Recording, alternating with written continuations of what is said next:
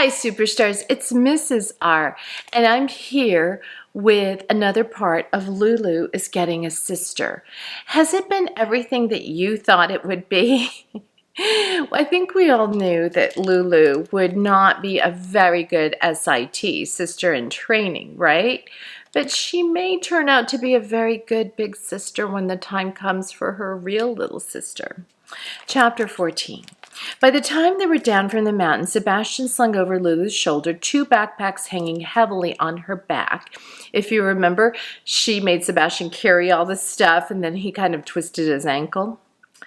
Lulu was an exhausted wreck and Sebastian's ankle was feeling much better. Surprised? Lulu, now finished with him for the day and having Sunday off, first took a long, cool swim in the lake, then spent the rest of the weekend wondering why all her BBB-SBs had failed. Okay, so she'd gone too far when she tricked the skinny little kid into carrying 2 giant backpacks up a mountain.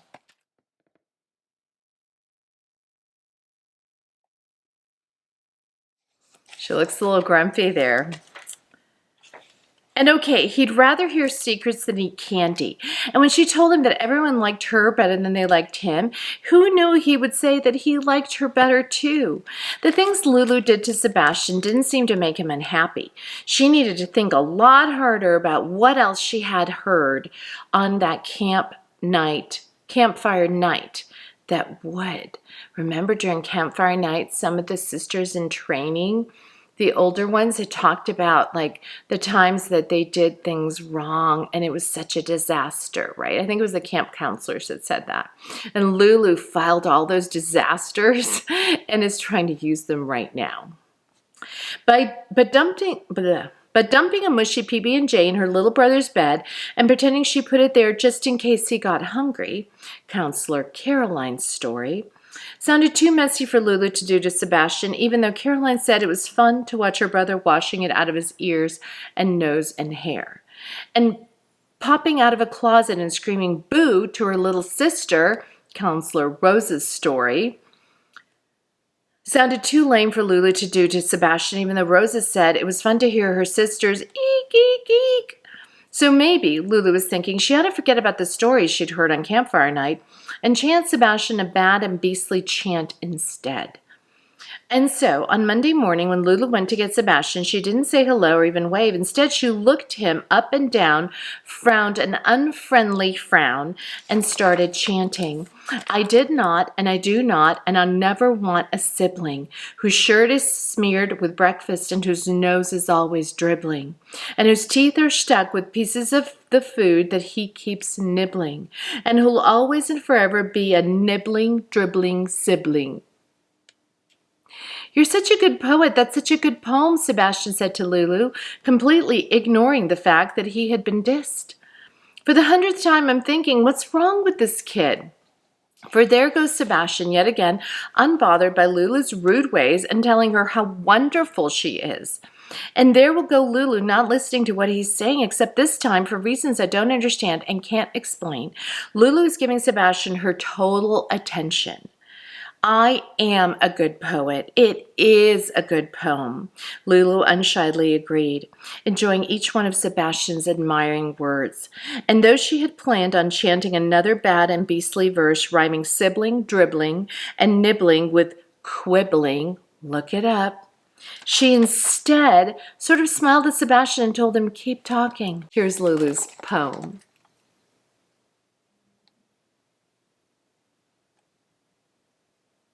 And you're beautiful, said Sebastian, and you tell the funniest jokes. And, said Lulu, deciding she didn't need another verse, keep talking. And, Sebastian went on, you know the names of all the state capitals and everything. True, said Lulu, not a bit bored with what Sebastian was saying. You can keep talking. To which Sebastian admiringly, adoringly replied, and I'm thinking you're probably perfect through and through. Oh, cut it out, Sebastian. What are you talking about? Lulu's okay, but probably perfect, please. Yet Sebastian thinks she is, and Lulu really, really likes that he thinks she is. So perhaps it isn't surprising that Lulu is suddenly thinking a thought that she has somehow never thought before. She's thinking that having a younger sister might not be so bad, so hideous, so horrible, such a nightmare, if that sister totally adored her.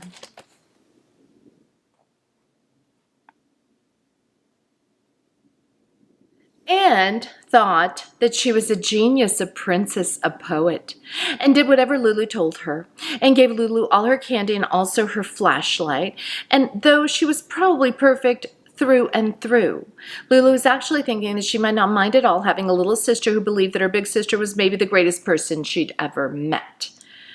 In the time she had left at Camp Sisterhood, she was going to have to learn to teach a little sister to adore her.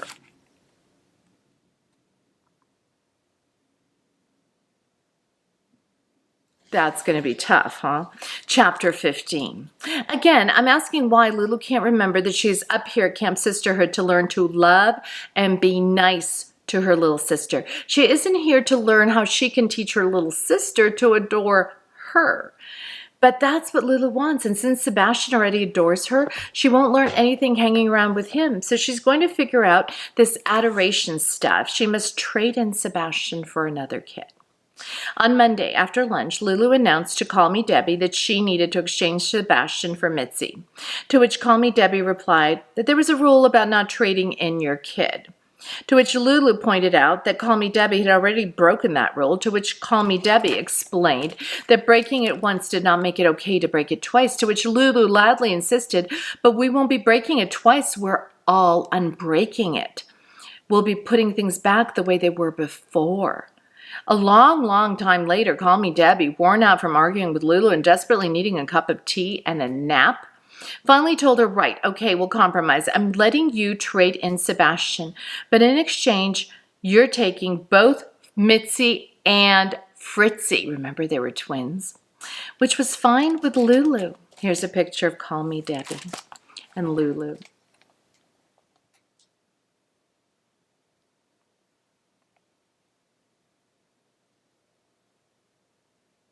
All right, said Lulu to Mitzi and Fritzy when the next morning they gathered in the vegetable garden. Let's get something understood right now, Mitzi. You beat me at Scrabble. Fritzy, you beat me at swimming. But you shouldn't forget that I'm older and smarter and better than you are at everything. Everything else. So, either Fritzy or Mitzi said to Lulu. So, said Lulu, here's how it should go. I expect respect to begin with, followed a little bit later by admiration. And a little bit after that, after you've heard my jokes and rhymes and the names of state capitals, plus seen all the games and sports events I can win, you're going to decide that I'm probably perfect through and through and maybe the greatest person you ever met, after which you'll totally adore me. Do you think that's the way it works, class? Pretty much not.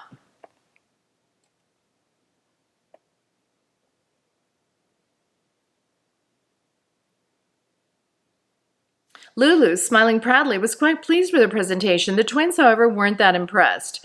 We will, either Mitzi or Fritzy said to Lulu. I don't know about that.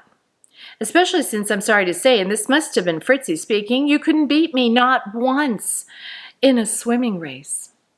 And never even heard of the word cacique. This was Mitzi speaking, till I beat you at Scrabble.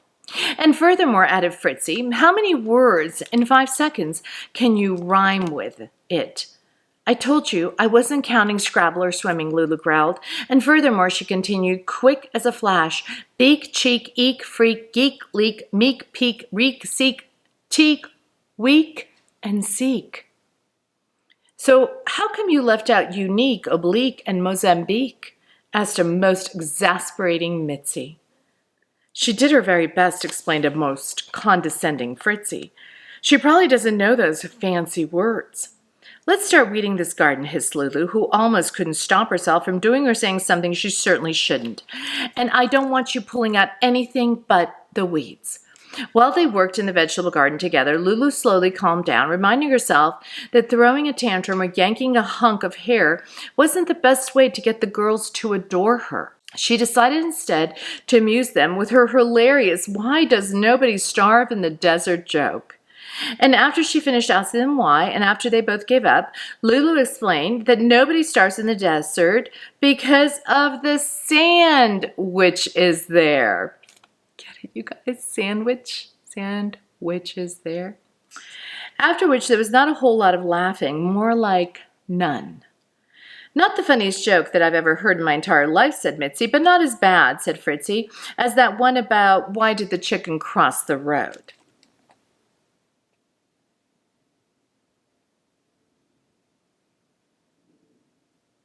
Lulu was starting to feel that this adoration thing might be harder than she expected. "So," she said, changing the subject, "Bismarck, Carson City, Sacramento, Dover." "What about them?" asked either Mitzi or Fritzy. "They're the capitals of North Dakota, Nevada, California, and Delaware," said Lulu, "and I know the other 46 capitals too." "Well, isn't she maybe the greatest?" said Mitzi to Fritzy. "And probably perfect," said Fritzy, "through and through." Lulu was getting angry again, angry like steam was coming out of her ears, so she chanted, but just to herself, a calm-down chant. "It doesn't matter if they disrespect, mock, and ignore me. But before this week is over, they will totally adore me." When Lulu had finished chanting, however, she was still feeling angry, so she chanted another verse of her calm-down chant. "It doesn't matter if they are against instead of for me. By Sunday morning, both of them will totally adore me."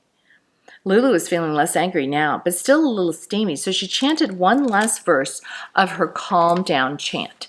"It doesn't matter if they out and out abhor me," abhor means hate, "because when I am done with them, they'll totally adore me."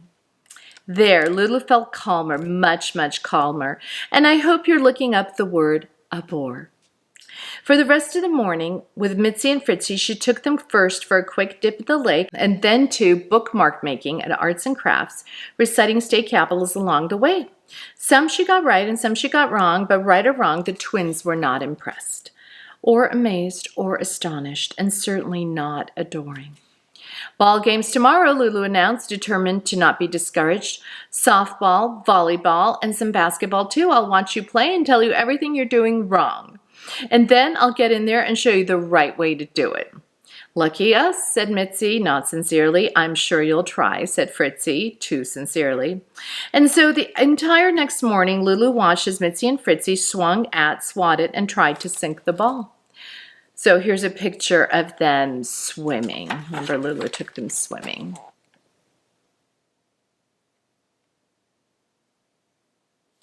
And here's a picture of them playing ball.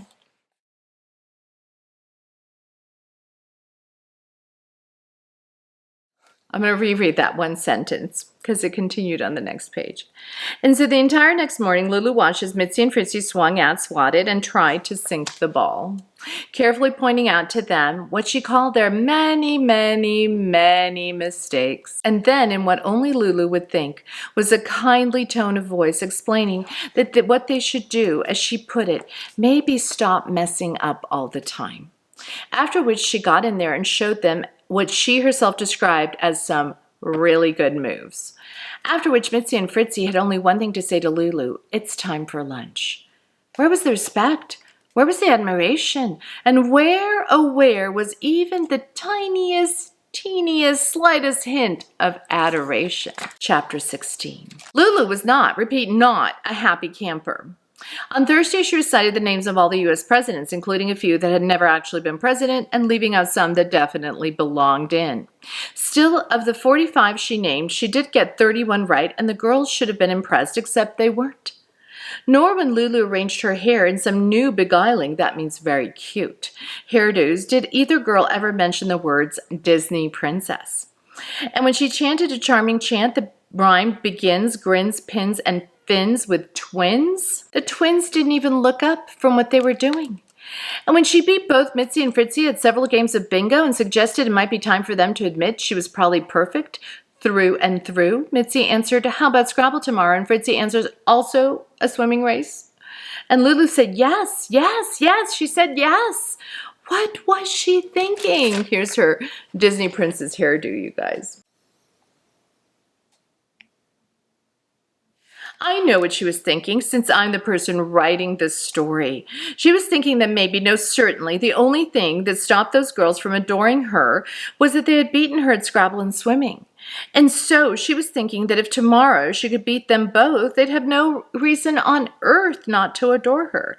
And then she was thinking that if she really, really, really worked at it, she could beat them.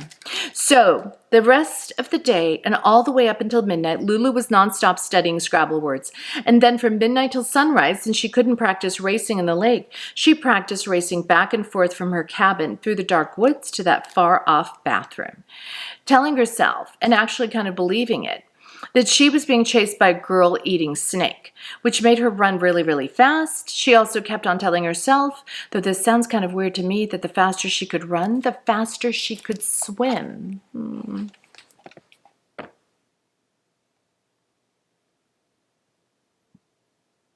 On Friday after breakfast, Mitzi, Fritzy, and Lulu headed for the games cabin, where they found, to their astonishment, that practically all of Camp Sisterhood was already there. Word had gotten out that Lulu and Mitzi were having the ultimate Scrabble contest, and everyone wanted to watch and cheer and boo and root for the one they hoped would win.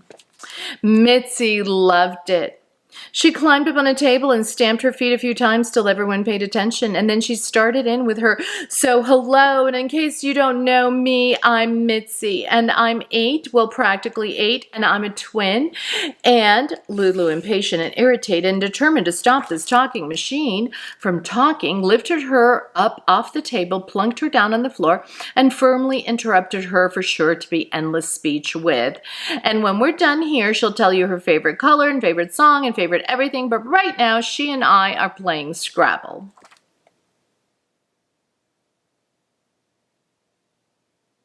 And that's what they did, agreeing that the winner of 2 out of 3 would be the official Scrabble champion of Camp Sisterhood. So, Mitzi, no surprise here, won the first game.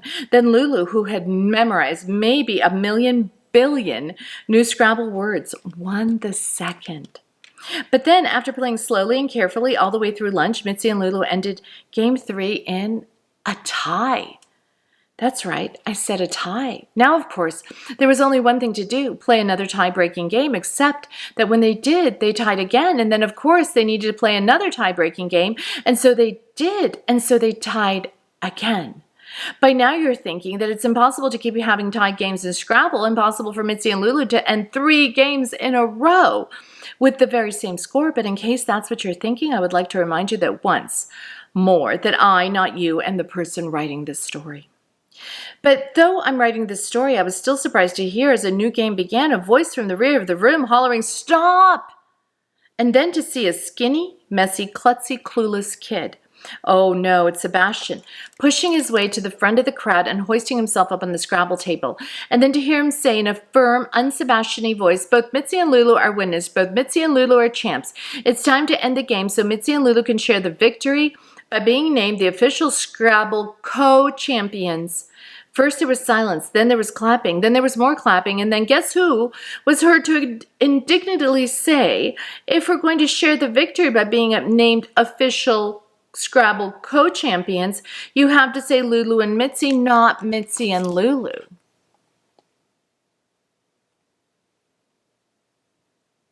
Oh, Lulu. Chapter 16 and 1/2.